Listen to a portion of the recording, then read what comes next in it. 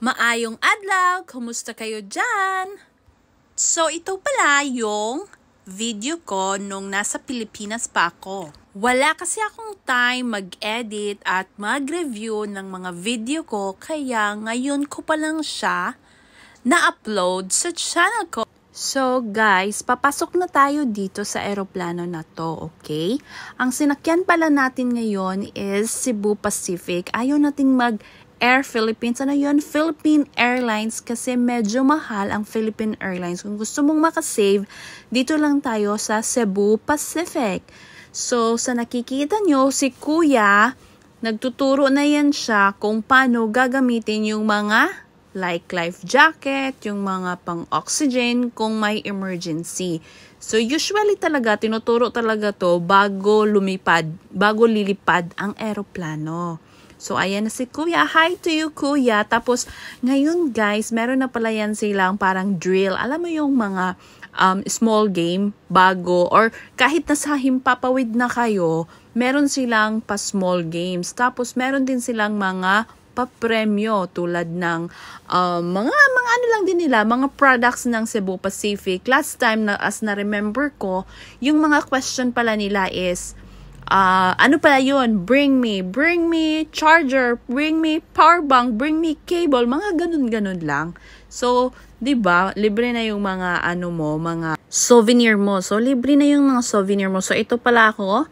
So, self-check muna ako dito. So, 'di ba? Walang ano na yan, guys. Walang makeup yan. Ang dami ko pang tigyawat. Alam nyo ba kung ano yung tigyawat?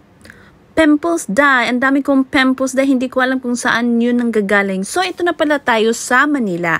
So, pagdating nyo sa Manila, lakad kayo konti, tapos baba kayo, tapos kukunin nyo yung bagahe nyo. Kasi ako, ang dami kong bagahe. Meron akong dalawa na tag 23 kilos, tapos isang hand carry na 7 kilos. Tapos, after dyan, as na-remember ko is, nasa Terminal 3 ako, tapos yung international flight ko is nasa Terminal 1. Ito pala guys, yung refund nyo. So mga OFW dyan na pabalik na sa country kung saan sila nagtatrabaho, huwag nyong kalimutang i-claim yung refund nyo. 550 pesos din yun guys. Malaki-laki na rin yun, diba? O, kahit hindi nyo siya magagamit kasi pabalik na kayo sa country na kung saan kayo nag-work, pero pag pasok nyo kasi doon sa tawag nito, doon sa may pa-boarding na or before noon, pwede pa kayong bumili ng mga pasalubong. Baka meron kayong nakalimutan.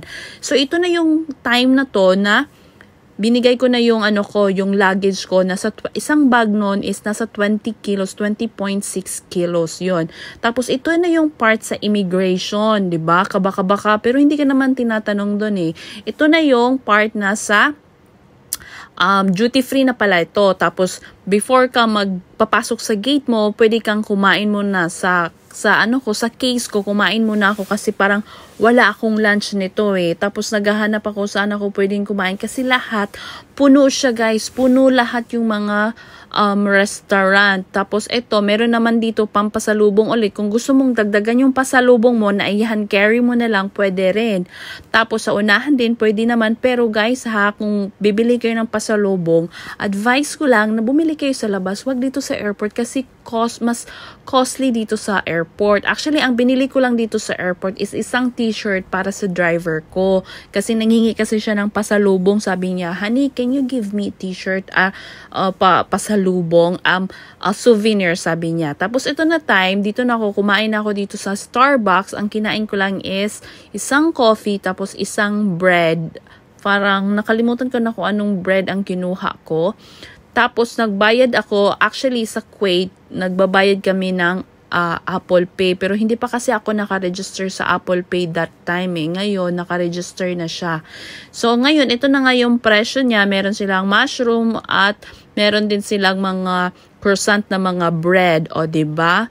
Pero, kung advice ko sa inyo, pwede naman kayong kumain din na hindi naman dito sa Starbucks. So, ito na yung bill ko. Nasa 400 plus ata yung bill ko. And then, ito na nga. So, inom-inom muna ako ng coffee while waiting sa aeroplano. O, diba? Bongga. Ang daming tao niyan, guys. Ito na pala yung nasa gate na ako nito. So, pumasok na ako kasi meron yung oras kung kailan ka papasok sa gate na nakalagay doon sa pass mo, sa boarding pass mo. So, ito na yung aeroplano ko. Ang aeroplano ko pala is Kuwait Airways. Kasi ang Kuwait Airways is a direct flight siya from Manila going to Kuwait. Pero naman yung Emirates, last year Emirates ang sinakyan ko, pero meron akong layover sa Dubai. Merong iba naman, Gulf Air, ang layover nila is sa Bahrain. So, depende yan siya sa aircraft mo. So, ito yung nakaupo pala ko guys, is yung kubeta. Mga 1, 2, mga second row siya. So, ito na yung first meal ko of the night. Kasi yung flight ko is 11 p.m. sa Pilipinas. Imagine, 11 p.m. Tapos, umalis ako sa Naawan is around mga lunchtime. So, wala talaga akong kain. So, pero may sasabihin ako sa inyo enjoy ako sa pagkain sa aeroplano.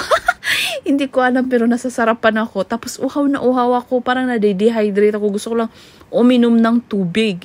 So, ito yung croissant. Ito yung croissant na bread. Ito yung rice. So, ang pinili ko rice with beef and then scrambled egg. Something like that. Pero hindi ko na siya maalala. Fried rice ata yan. Tapos may sausage, tapos kompleto ang meal para pag nasa aeroplano ka. Meron siyang sweets, merong salad, merong main dish. Alam mo yun? So, ito na yung kubeta nila. So, ganito lang kaliit yung CR nila. So, ito yon. Nakikita nyo, walang tubig yung bowl na yan, ha? Walang tubig yan. Parang pinipressure lang yan. Pshh! Parang grabe talaga yung hugot ng hangin. Kala mo hihigupin ka. O, diba? Bongga. So, ito na yung Kuwait. Nakikita ko na yung Kuwait. So, yan ang makikita nyo habang nasa Himpapawid kayo. Umalis ako doon ng gabi. Dumating ako dito ng madaling araw. Alas 3 ng madaling araw. O, diba? Pero, pagkarating mo sa airport, hindi ka naman mag-worry kasi ang dami namang tao. Parang hindi naman siya alas 3. Oy, but ang daming tao. Alam mo yun, pagkarating mo. Ang daming tao. Pero sa labas, meron din namang mga tao. Kasi iba ang departure, iba din ang arrival. So, ito na yon. Palabas na tayo sa aeroplano. Hi, thank God. Nakaland tayo ng safe. Pero yung turbulence, normal talaga yung turbulence na magkurug-kurug talaga dun sa ibabaw. Ganun talaga yan. Pag sumakay ka ng aeroplano, hindi ko alam baka. Ganun talaga. Hindi ko alam paano ba yung i-explain yung mga turbulence na yan, di ba? Maraming umuwi na mga kababayan natin from Manila to Kuwait. So, yan, tapos kailangan mo ng patience kasi ang daming pasahero. So, matagal-tagal talaga bago kayo makalabas sa aeroplano. Imagine niyo ang laki ng aeroplano pag international flight na. Pero pag sa Pilipinas, ang cute nila. Maliit lang. Tapos doon, pwede mong humiga. Alam mo yun, na-extend talaga. Tapos may sarili kang screen. Sa Pilipinas kasi na aeroplano, wala kang screen. So, ito na yun time na waiting ako sa bagahe ko.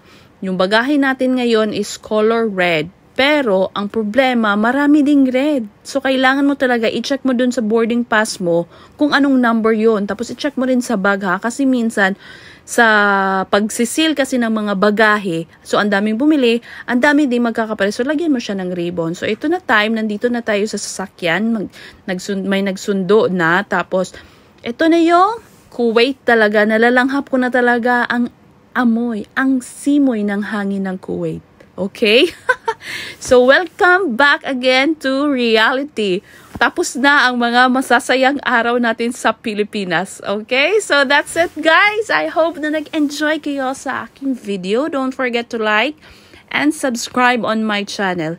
See you again guys. And that's it for today. And bye-bye!